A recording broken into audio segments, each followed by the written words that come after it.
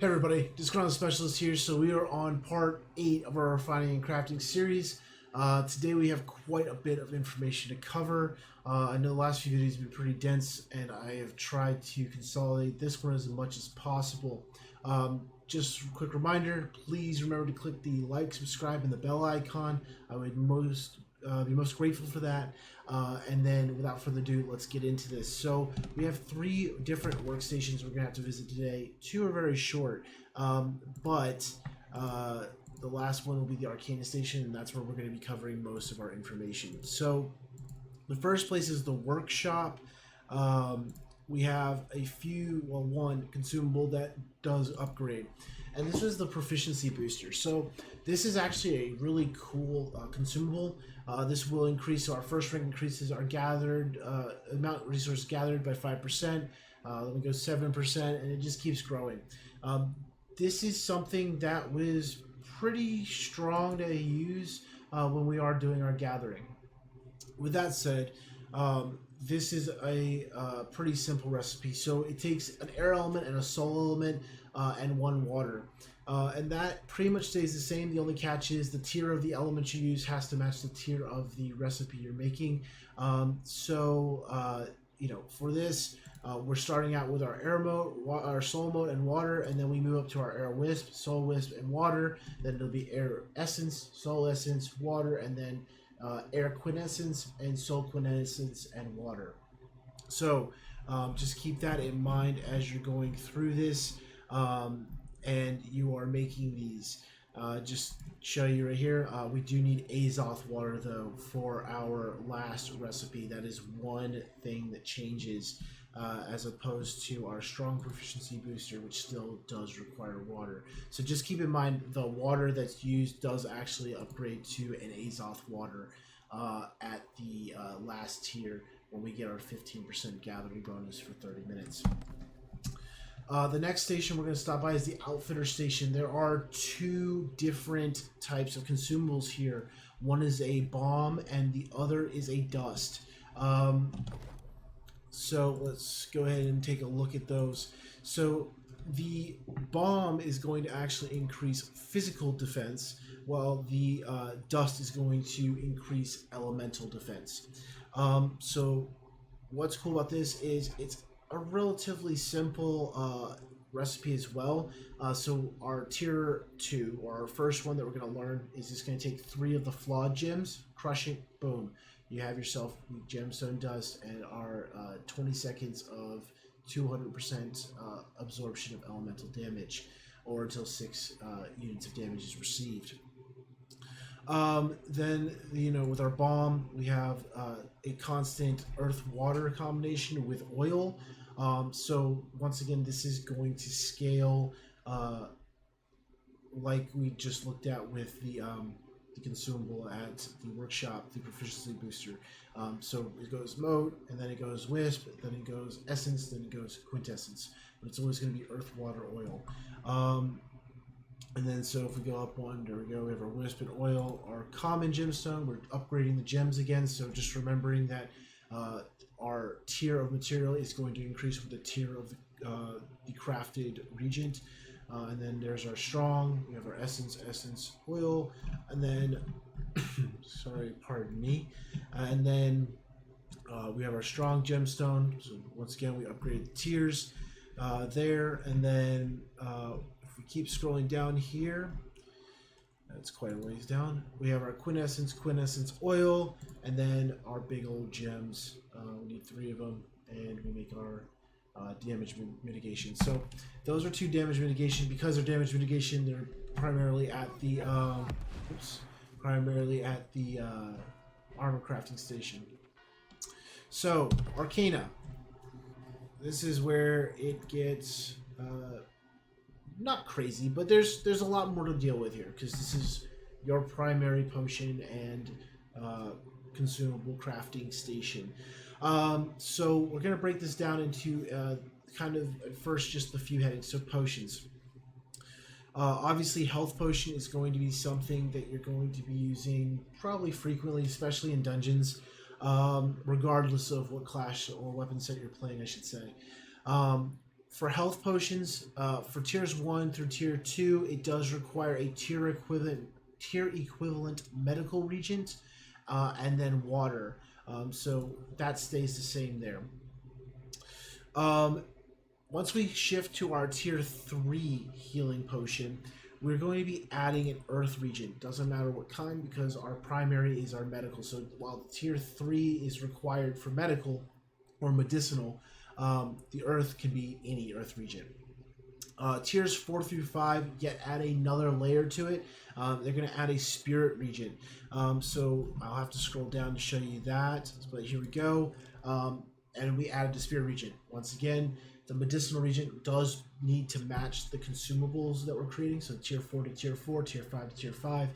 But for tiers 4 and 5, it can take any earth, any spirit regent. Obviously, the secondary boost does give a slight enhancement to the additional crafted. I don't have a lower one to just show you the fluctuation, but that does impact our crafted additionals. The next thing we're going to be dealing with is the mana potion. So the mana potion will require a tier equivalent magical regent and water. This is the same for tiers 1 and tier 2. And then once we move on to tier 3, we're adding an air regent. That can be any air regent. Just like we added earth last time, we're now adding air. And then once again, tiers 4 through 5 add a spirit regent. Water stays the same. The requirement of the magical regent to be equivalent to the tier of the crafted regent is the same. But the scaling here is just going to be air and then once again spirit. Spirit is basically the common regent between all of these potions, essentially. So then we're going to move into Regen. So Regen starts at tier 2. It will require a tier 2 medicinal regent and a life regent. That is going to basically stay there for tier 3. Tiers 4 and 5 will add a spirit regent once again, with the tier of the medicinal regent requiring a match with the tier of the potion you're crafting, and the life and spirit regent being open to or subject to change. Next we have our focus potion. The tier 2 water regent is just because this is a tier 2 potion, it starts at tier 2. The water regent will match the tier of the potion you're crafting because it is our primary regent. At tier 3, so our next one up, we will be adding a spirit regent right off the bat. And then tiers 4 and 5 add a earth regent. And then we have our encumbrance potion. So this one does deviate slightly. This one does not actually take a spirit regent. So we'll have the earth regent being required to match the tier of the potion. And then the fire regent is subject to change. It can be any fire regent. And then that stays, obviously we're starting at tier 3, so as soon as we get tier 4 and 5, we're going to be adding an air regent that is also subject to change, and water stays consistent. And that's actually our potions. It's really only those 5: health, mana, regen, focus, and encumbrance. With probably health and mana being the de facto standard for... or not de facto standard, but highest use potions. Regeneration's not bad, and focus isn't bad, but I think that the health and mana is what you're going to see yourself using most often. Mana less likely. Mana only if you're using, a spellcaster weapon set. With that said, we're then going to move into weapons coatings. So for the weapons coatings, there are 5 different weapons coatings: Beast, Lost, Corrupted, Ancient, and Angry Earth. So for Beast coatings, it's going to need a tier equivalent offensive regent. So that's our primary regent. It's an offensive regent.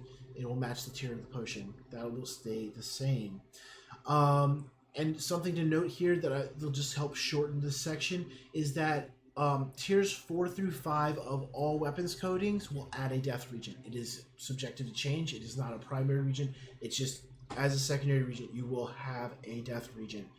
Always, always, always. And oil is always a requirement for weapons coating. We've been dealing with water a lot, but for weapons coating, it will be oil, and that doesn't change. Since we've kind of covered tier 4 through 5 for all these, let's just start honing in on the differences. So beast coating, we have our offensive regent, and as I said, oil is always a requirement. So what is our change? Air. Air is going to be our variant here. So air regent is subject to change. And then once we move to our lost coating, life becomes the changing variable in this. And then we have our corrupted, that will be water, also subject to change. While we're still keeping the tier of the primary regent equivalent to the tier of the potion, it will always be offensive. Oil is always going to be our base material for these. And then ancient is going to be an earth variable. And then angry earth is going to be a fire variable. For farming purposes, you're always going to need, if you're making weapons coatings, you want to level weapons coatings, you're going to need to focus on getting a lot of offensive regents, and you're going to need to focus on getting a lot of oil through mining, seeping stone, and then your other elements, as they come out of different harvesting, you can just craft the different variants. And then if you are getting a higher up in Arcana, you're starting to work on your tiers 4 and 5, make sure you're gathering death regents. So that's our weapons coating. Next is our resistance consumables. So resistance consumables kind of fall into 3 different groupings. So we have, I'm going off the suffixes because it makes it easier to group them a little bit. So we have our tinctures, we have our wards, and we have our absorptions. So let's cover our tinctures first. So for tinctures, they're kind of the easiest to handle because as far as crafting. So tiers, it starts at tier 2. So tiers 2 through 5 for our blight tincture will require a 1 tier equivalent protective regent. And just to preface this, everything in the resistance tree underneath that heading is going to require protective regents, and because it's going to be our primary, it's always going to be a tier equivalent to the potion we're making. So that's, I will repeat that, but just note that tier, protective regent, regardless of the tier, is going to be equivalent to the potion we're making, and it's going to stay consistent. Once again, this is also, we're going back into waters. Weapons coatings were oil, these are water. So for the blight tincture, all the way tiers 2 through tier 5 will always require an air regent. So air regents and water are all you need for blight tinctures, and then your tier equivalent protective regent. So for farming purposes, that's great because you're not having to go, oh well, tier 4, I need to change it up. It's air regent and water. Then you just focus on getting a high quantity of your equivalent tier protective regent. Corruption tinctures. So corruption tinctures work the same way. Water is always going to be stable, and a protective regent that's an equivalent tier to the potion you're making is always going to stay stable. The variant here is a water regent, not water itself, but a water regent, and that is subject to change. And that covers our tinctures. So the next thing are wards. So we have a couple of different wards here.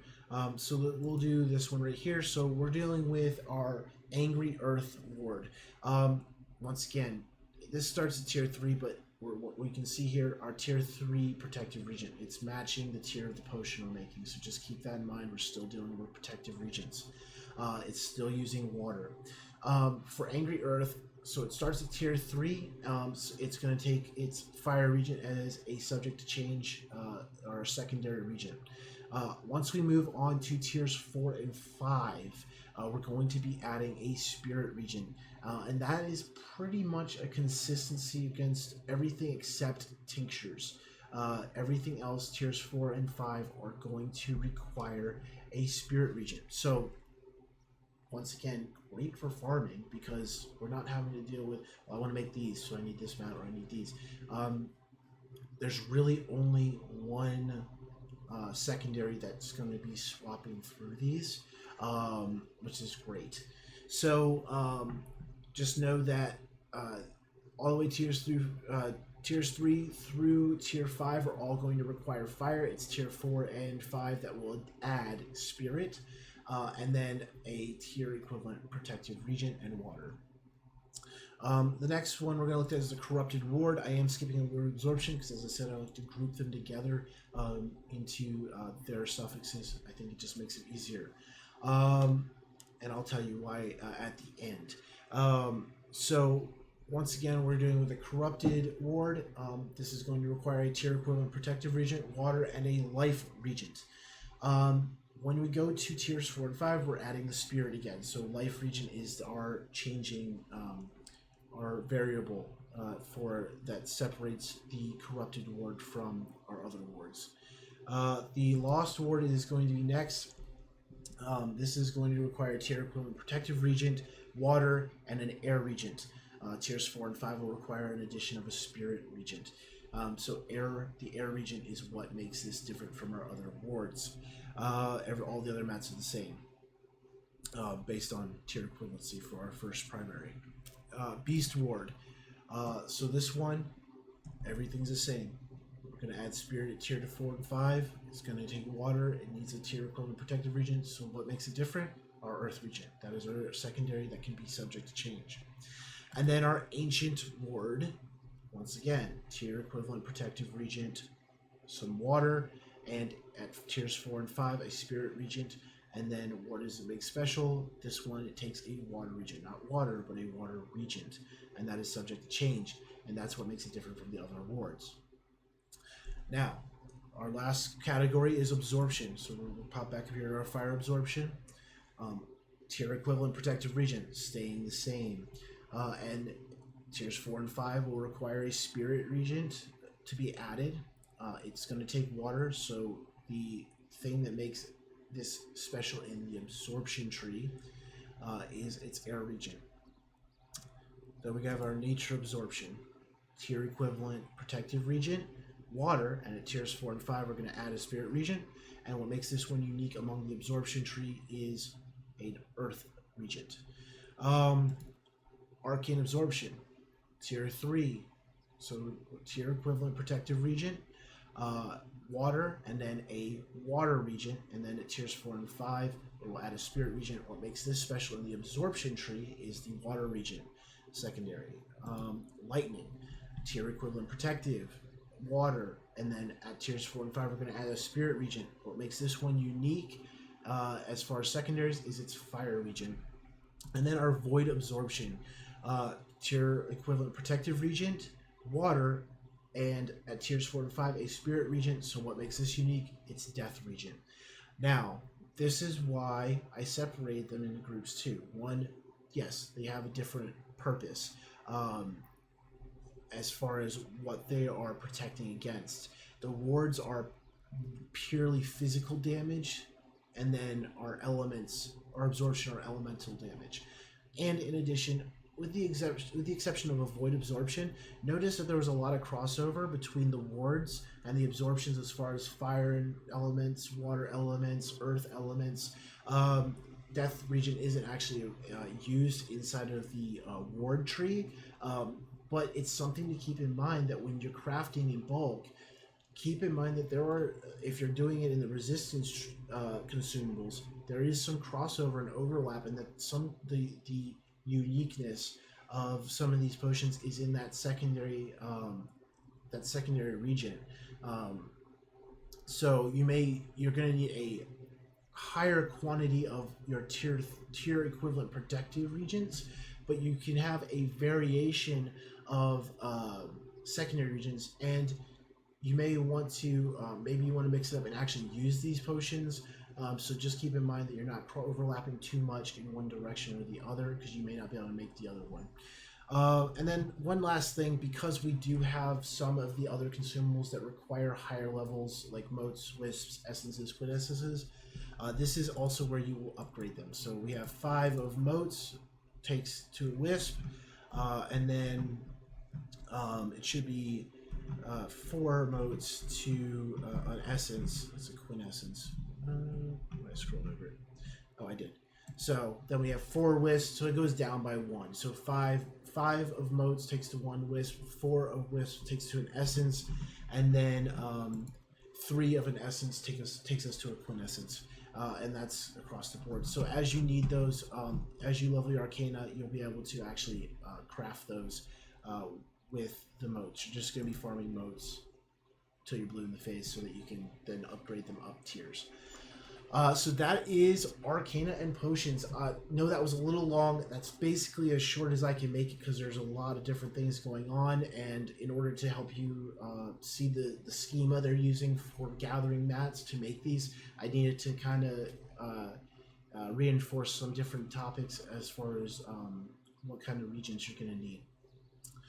So if you found this video helpful, please, just as a reminder, click the like, subscribe, and the bell icon.